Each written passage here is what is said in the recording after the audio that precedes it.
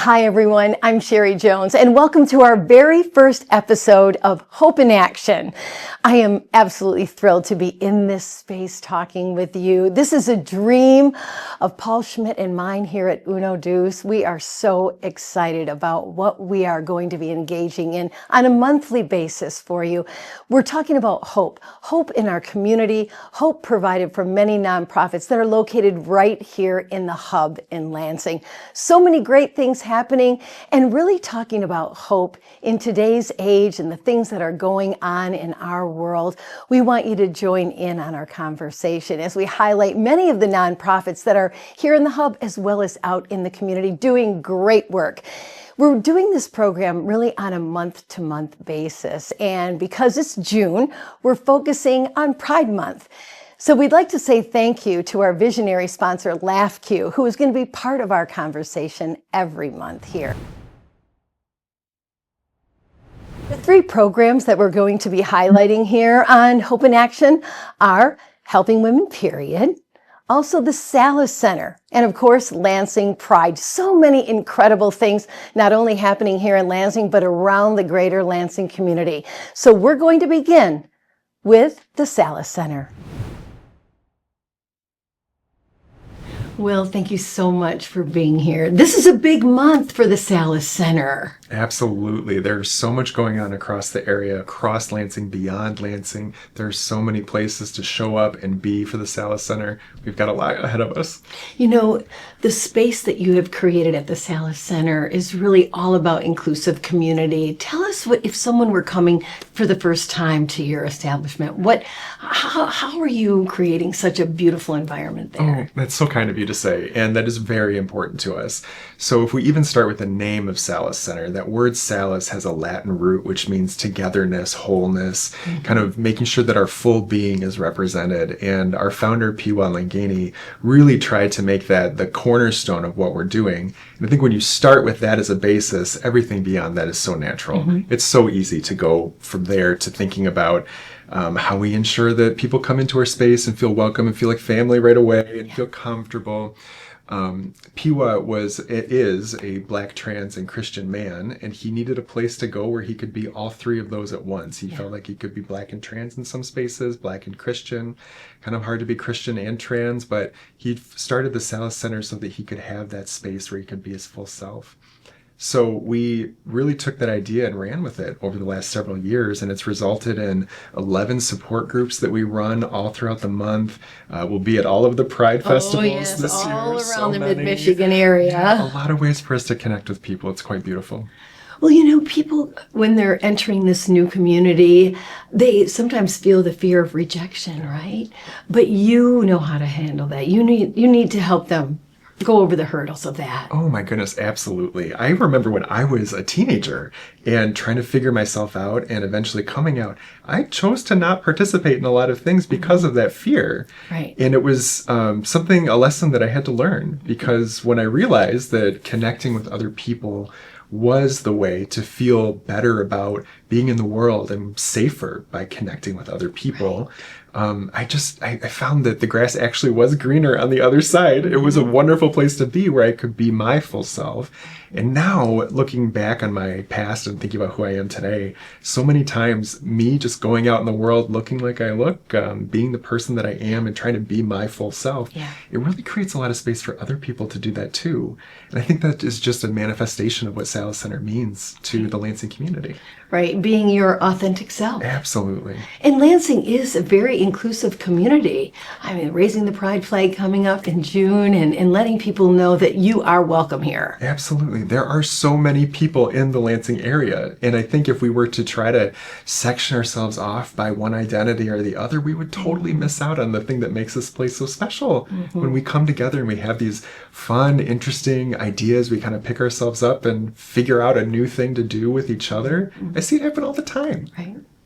And you, Salus Center, been around almost 10 years, right? Yes. And why do you continue to serve? Because you said you have one employee. So the board is very, very active. So why do you continue to serve? Oh my goodness. So I cannot believe that we're almost at 10 years. This is really fantastic. And I have only been serving for maybe 2 or 3 years at this point on the board.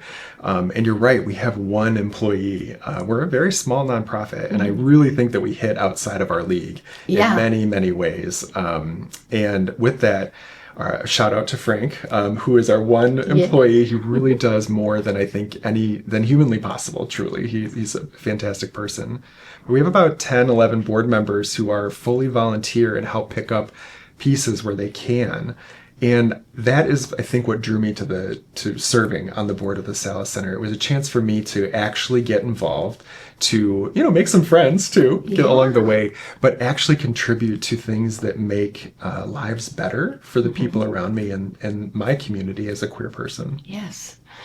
And you especially represent 2S LGBTQIA+, right? So there is a beautiful broad spectrum of people that are really looking for connection and community. So how do you help in all those areas? So it's important to us that we use that acronym, yes. right? So it is a very large acronym. It's a full acronym, but it also represents so many of the identities that we are trying to reach and who we already do reach, the people who come to the Salus Center every month for whatever it might be, a support group, a game night, a fiber arts night, so many different things. But it's important to us to think about all of those identities because, like I said earlier, with Piwa Langeni, he has so many identities he brought to the table. I think it's important to recognize that we've got Two-Spirit, Indigenous folks who are part of our community. We have lesbian, gay, trans people who are part of our identity in our group, in our community. And we've got folks who are questioning and just not even sure that they're there, or just like the general label of queer. It's all are welcome, and we want everybody to come in and feel comfortable. Part of the Pride Month is really giving visibility to the community, to the queer community, and also a vision of what's to come. What do you see is to come? What do you anticipate? Oh, wow. That is such a big question, and I choose to answer that from a place of hope. There are a lot of things that are going on in the world. We see so many political actions against LGBTQ people, against trans people in particular. A lot of messages out in the world that tell us to hide. And don't hide. Don't dim your light. Like I said, I find that when I shine my brightest, I allow other people to shine bright as well. So my hope with Pride this year and beyond is that when we stand up, when we are visible, when we are out and proud and showing that we are thriving, that we love each other, that we can love other people, even if they may not understand who we are. It gives us a chance to build the community that we want to see, a place where we all connect across difference, where we recognize each other's strengths and the beautiful things that we bring to life. That's the world I want to live in. Yes. And this podcast, of course, we call Hope in Action, right? Exactly. Perfect. And well, Bergeron, we appreciate you. Really, and your light is bright. And as we talked about earlier, before we started, our talk, we talked about how we're really more alike than we are different. And if people could really focus on those things, our world would be a much kinder, gentler place. I so agree. I absolutely agree. Yeah. And so when you look back at the history of Lansing, because you have made strides, a lot of strides, what couple of nuggets have you seen that have helped transform to get the Salus community and the center to include all, the acronym is important. So to bring 2S, like learning about that and taking care of the Indigenous community, which is so important to them. And when I learned about that and studied about that, I was like, yes, absolutely. Yeah. That's exactly what we hope people would do. So when we put those acronyms out there, we don't mean to obscure who we are, or that there's all of these other things that you need to somehow now memorize. But but that curiosity is what we're hoping to spark. So even that bit, just helping spark that curiosity in other people to learn about who we are, to learn about cultures and identities that go back far beyond our current day today. I think that's really the core of what we're trying to do. And we also just want to keep reaching out to people. We're always here. We're always available. So how can we build those relationships? And that is a two-way street. It requires us to reach out and to find other organizations that are doing great bits of work, and then we can promote their work and help our people connect with them. And they can do the same back for us too. It's beautiful. Yeah. Well, thank you. It was so nice meeting you and getting so to know much. you. Yeah. Appreciate you so much. And happy Pride Month. Same to you. Thank you. For our next segment, we'll be talking to Lizney Tate from Helping Women, Period, and about how they're reaching out to the LGBTQ community. Well, Lizney Tate, I am so glad to have you here on the Hope in Action show, and you truly are providing hope for many people. And being Pride Month, I know that is a community that you take close to heart in helping. We do, yeah. I'm so glad to be here too. Helping Women, Period, when we first started about 11 years ago, we didn't know any better. We just said they were all for women. And we've learned along the way, like back then we'd say feminine protection products or feminine sanitary products. And now we want to be as inclusive as we can and make sure that everyone who needs those products gets those products. I know that we talked earlier with Will from the Salus Center, and Helping Women, Period, works alongside the Salus Center. We do. We really want to make sure that our products are accessible. So we have products at the Salus Center, and we've talked a lot with people who are at the Salus Center about what exactly they want and what they feel comfortable with. And in fact, that was one of the reasons we changed our language on our website, because we were talking and at a coffee and somebody came up and said, I'm a trans man, but I have a period and I want to talk to you about the language you're using. So, so ever since then, we've made sure that we have pads and tampons that are in bags that are black, not flowery, or so anyone can take them and it doesn't stigmatize them anymore. We were also talking about a local hairdresser, a salon that you're working with, and really making the product accessible, not only in the bathrooms, but right in the community, right out front. Yes. Ruby's Paradise Salon serves a lot of the people in the LGBTQ plus community, and we wanted to make sure there was a place they could get it without having to go and talk to somebody about getting the product. Like, you can just go right in the back door of Ruby's and grab what you need and leave. That's great information. You know, we talk about body dysmorphia and some of those things when we're using different products. And I was also looking at your website about sometimes when people are homeless, what they choose. So it's disheartening, but it's really encouraging, and it's very hopeful that they have you to be able to, Helping Women, Period, to help them through that. Yeah, it's really sad. When people don't have the products they need, they'll use t-shirts or socks, or they'll use the products that they do have for longer than necessary. So that could cause infection. So we want to make sure that they have clean and brand new pads and tampons and period underwear and menstrual cups so that they feel comfortable. And we also have period underwear. You can get it in boxers as well as regular underwear. So it makes everyone feel comfortable, or as comfortable as they can during that time of the month. Right, exactly. Because we all know we have to go through this a lot. And the boxer shorts, the reusable, that's brilliant. It is. You can wear them for 6 to 8 hours. So you don't have to change them. You can just throw them in the wash. Don't use fabric softener, but other than that, they're life-changing for a lot of people. So they don't have to rely on traditional products, and it's better for the environment. 100%. What have you heard from the people that you serve, especially in the LGBTQ plus community? They're just happy we're here. I have 2 employees that are both non-binary, so it's been really enlightening to learn how to explain these things and how to use non-gendered language to do so. And I was just at a conference last month, and it was for LGBTQ kids from all over Michigan, and we were in the clothing closet to help kids find clothes that made them feel comfortable. And so many kids came up to me and were able to get the products they need and feel comfortable asking for it. And one person was walking by, and I could hear them, mumble under their breath. They said, "I feel so seen." And it just gave me the chills, because there's so many of our LGBTQ kids are dismissed, or, like, a lot of them are homeless, and so they need people who will accept them as they are and make sure they take care of that bottom layer of food and clothing and menstrual products.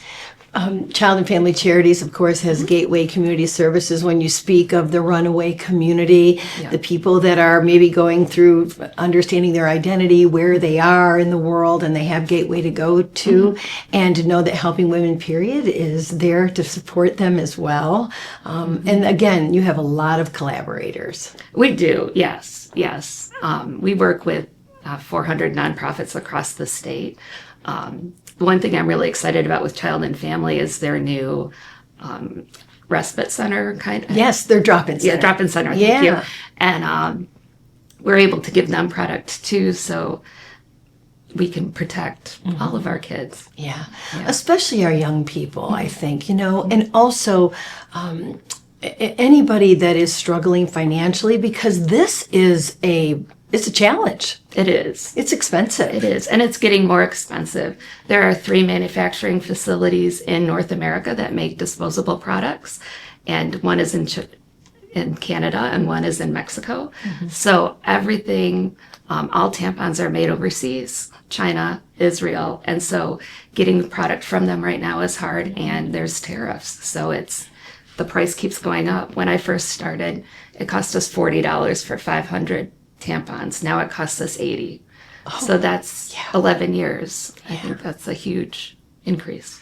And your mission to serve, it is a huge increase. And then learning through all of this 11 years to now serve this new community, the LGBTQ plus community. Was that part of your vision originally, or did this just come through serving others? Bold of you to think we had a vision. We just read an article and thought we need to do something. And so we're like, we'll just give it to whoever needs it. And that's how it's been. We're able to refine our message a little bit and be more inclusive and understanding that it's not just women. I remember when you first launched. I do. And I thought, wow, how come someone didn't think about that? I was so glad that you did think about this, and look at the investment, millions and millions. And we're going to be talking a little bit more about that coming up. But appreciate you so much. Thank you very much. And if anybody has any questions or concerns, how do they get a hold of Helping Women, period? We're on all the social medias, Helping Women, period. And we have a website, helpingwomenperiod.org. Okay. All right. Lindsay Tate, thank you for being with us. Thank you. For our last segment, we'll be checking in with our visionary sponsor, LaughQ, who will be talking with a representative from Lansing Pride. So take it away, Tamara and Justin. Thank you, Sheri. Appreciate it.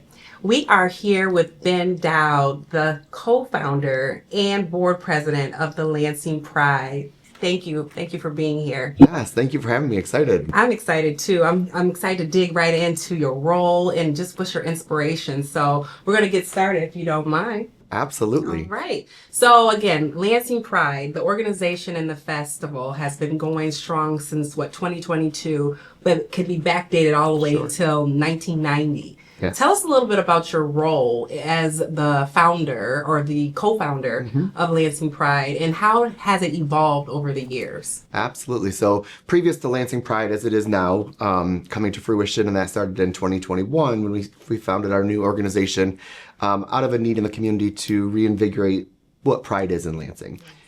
So we had a group of us that were interested in doing it, formed a new nonprofit, and we made it happen. Our first year was in 2022, and we saw 3,000 people attend our festival. And last year in 2025, we had 30,000 people attend our festival. So it really is a testament to the need that was in our community and the great work of our board. I'd love to be able to talk about it because there are so many people that do amazing work year round to ensure that our community is highlighted. Yes, absolutely. 3,000 to 30,000. Yeah. That's a huge accomplishment. Yeah. So kudos to you and the board and just to our city. You know, showing up. That's what the purpose is. That's right. Showing up, being activated, and being educated as well. So thank you. Thank you for diving right into it. Yeah. So can you tell us what impact do you believe Lansing Pride has had on fostering inclusion, visibility, and the support for the LGBTQ plus community within Lansing?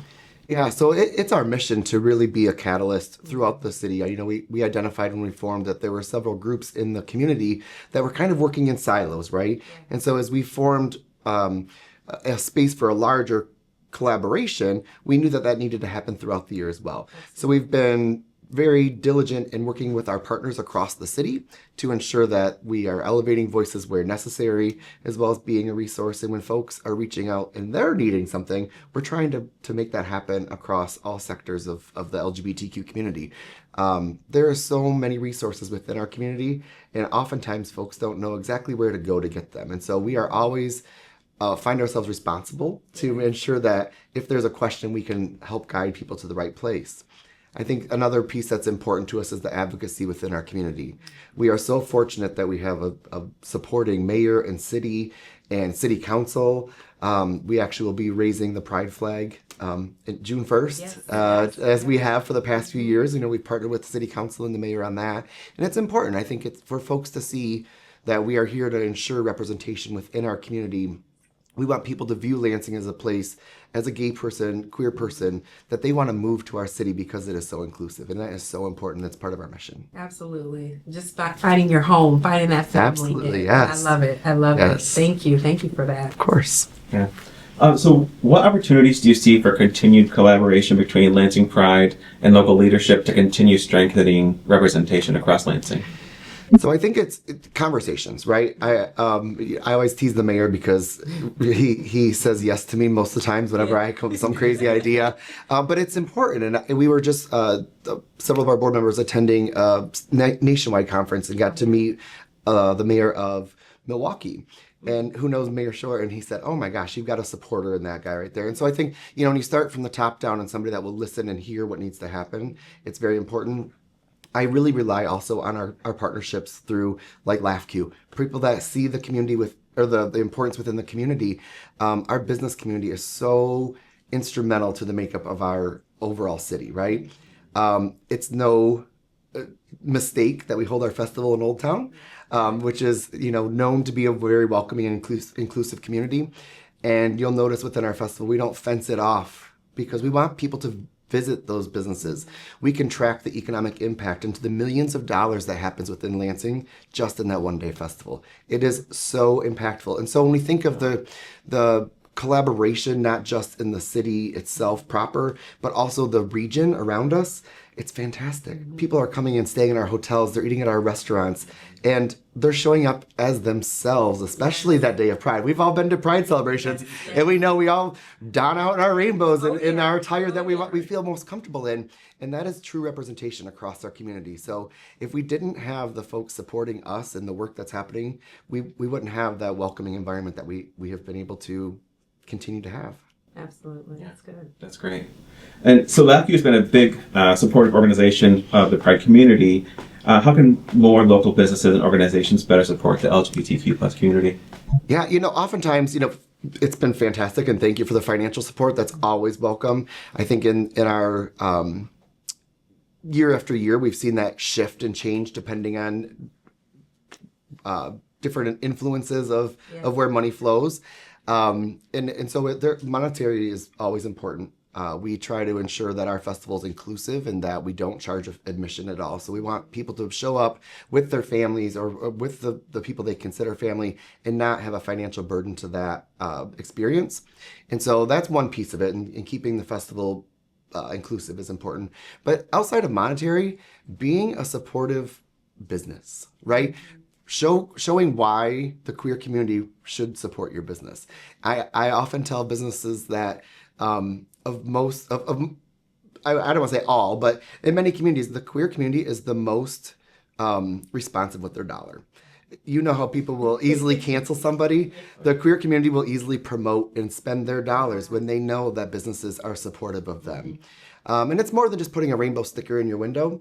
It is advertising, showing that you're really invested in the community. And sometimes for organizations or businesses that can't or don't have the means to monetarily support, showing up to volunteer, showing up to offer a hand. There are so many ways behind the scenes to make this thing happen that we will gladly take the support of folks. And then likewise, we're happy to support their businesses and show them that, you know, your name is out, you're putting your name out there for us, and we'll highlight that as well. So the collaboration is super important from a vast array of ways that people could be involved. And it's not just the festival, but it's all year long. I think June comes along and people are rainbows and sunshine, and that's great. And July 1st comes and we take it all down. And it's being inclusive all year round.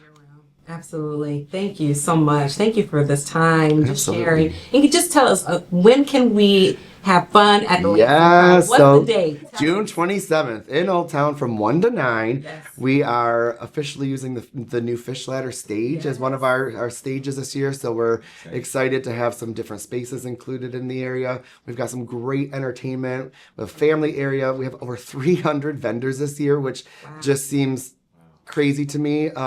And we saw 30,000 last year. We're excited to see where that goes this year and the growth we've seen. Increase. Yeah. Absolutely. Thank you so much for Absolutely. your time. Thank you. I enjoyed our conversation Yes. today. Thank you so much. Thanks, Dan. Thanks. We're really excited to bring you a community calendar here in Hope in Action. So this is a list of all the great things that are happening in the area this month. But if you have an event that's taking place next month, please email us at hopeinactionsj@gmail.com.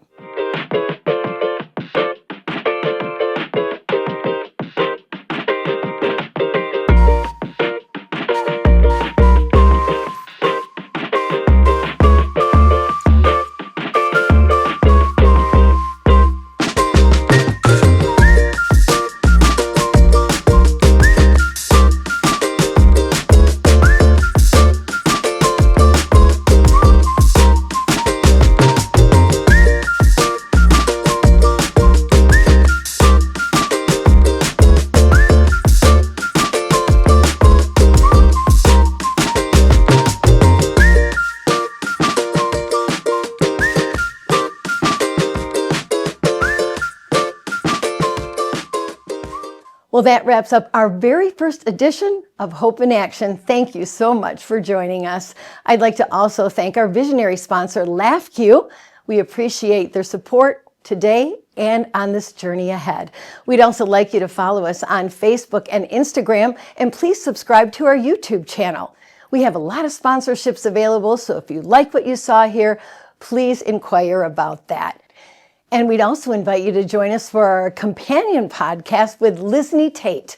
So thank you again for joining us for our very first edition of Hope in Action. And I'm Sheri Jones. I'll see you next time.